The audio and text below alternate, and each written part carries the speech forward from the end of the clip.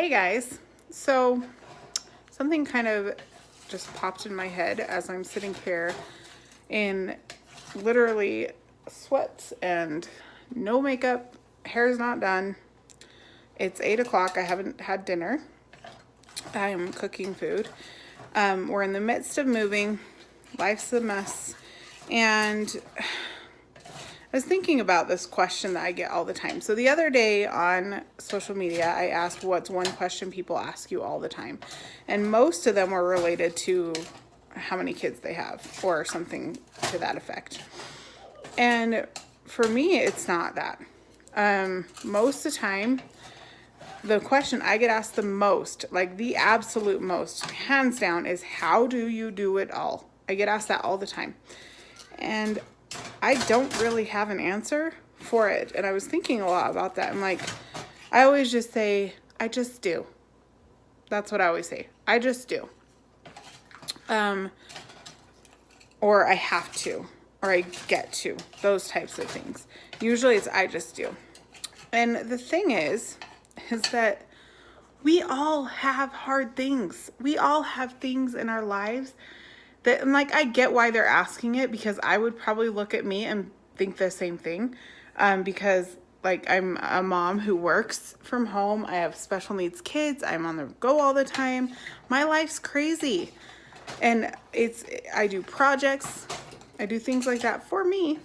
And I don't know. I was thinking about it tonight as I was getting my kids ready for bed, and I was feeling like I was running behind and feeling stressed. And it's like, you do what you got to do is usually how I feel. But like, I was thinking about it. It's just like, there are times where I don't do it all. I mean, if we're being real here, there are times where, like, guess what? My fridge needs to be cleaned out real bad. And my dishes are not done. Like, heaping sink full. In my defense, that sink is super shallow though. It's only like a 4.5, 5-inch sink deep, but still. My point is that people might look at my life or someone else's life and think, man, they have it all together. Man, I am like failing. Or, oh my gosh, mine's not as good as blah, blah, blah, blah, blah, or whatever. People probably look at my life and think, you know, like, wow, she's got special needs kids and she does all those projects. How does she get it done? Oh my gosh, like, people say that to me, so I know they're at least thinking it if they're going to say it. And I look at my life and go, oh my gosh, I'm so behind. I'm never going to get anything done. And that's just my point, is that, like, all of us might feel inadequate or might feel like we're not doing as good as the next person. But in all reality, we all kind of suck. Like, we're awesome people, but I'm saying, like, we all kind of are behind in life, or get like overwhelmed, or get frustrated, or feel like we're falling apart, or feel like we're running behind, or feel like we're not a good mom for this or that or whatever. And it's because we're all human, guys. Like, no one is perfect. We all have flaws. We all do. My life is far from perfect. It is. And that's okay, because it's mine. And it's my way of doing things. And, you know, I'm not one of those moms that runs a perfect household. And, like, I have flaws. We all do. I mean, let's be real. We all have flaws. But it comes down to, for me, is that I know I love my kids, and I know I love my husband, and I want to do the best I can for them, but it doesn't mean that I do things perfectly, because I don't. No one does. We all are just humans. And, like, I think we're hard on ourselves. I know I am. I'm super hard on myself. But I don't know. I guess my whole point of this video is just like, don't look at everyone else's life and compare yourself to it, because you only see what they show you. You only see the little bit that they show you. You don't see everything. You don't see, maybe they're having a hard time, or maybe they feel like they're failing, and maybe they feel like they're not good enough, or they're not keeping their house clean, or they're not doing things right.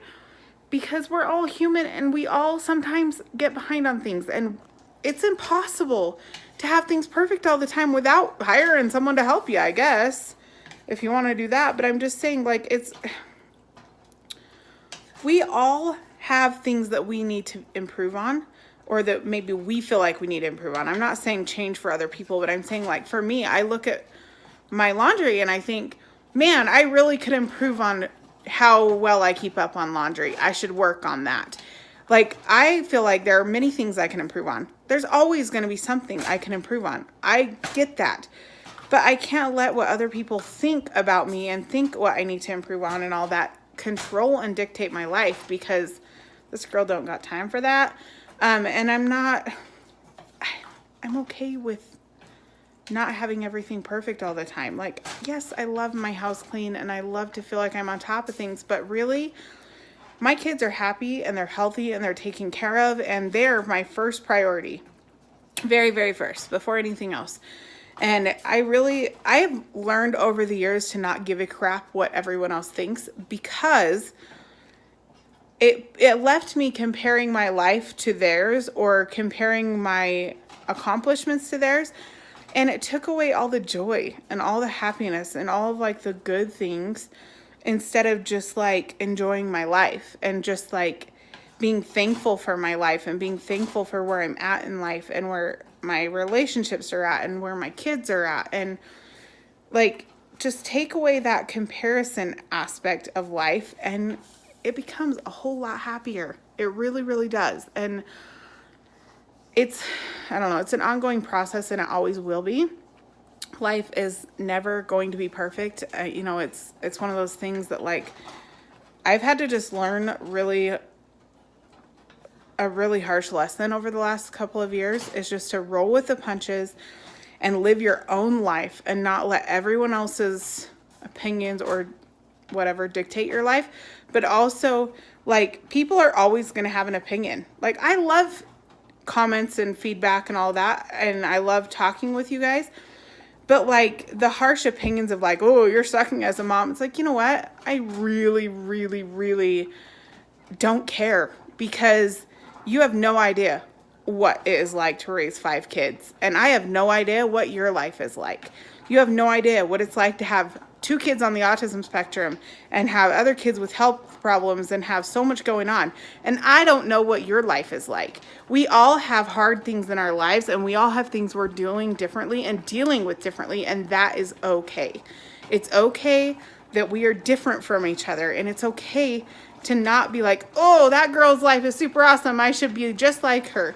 Like, I do think, there is good in, like, making good habits and things like that, but, like, there is also a big killer of joy when you compare yourselves. I love that saying of, like, the comparison is the killer of all joy, or the death of all joy, or something like that, because it's true. If you're comparing your every little move to the next person, you're not going to be happy. And it took me years. I remember when I was younger, I used to do that. I used to, like, super compare myself to everyone and be like, oh my gosh, that girl's so much skinnier than me, or her hair's so much better, or blah, blah, blah, blah, blah. And then I realized that, like, all I was doing was looking at everyone else's life, wishing it was my life, instead of looking at my own going, wow, I'm awesome. I have an awesome life. I am a strong person. I have these good qualities. And instead I was, like, always comparing myself. So anyway, I gotta go. My daughter needs me, but that was just my thought for tonight. That's kind of what I've been thinking about and what's on my mind. And yeah, so we'll see y'all later. Bye, guys.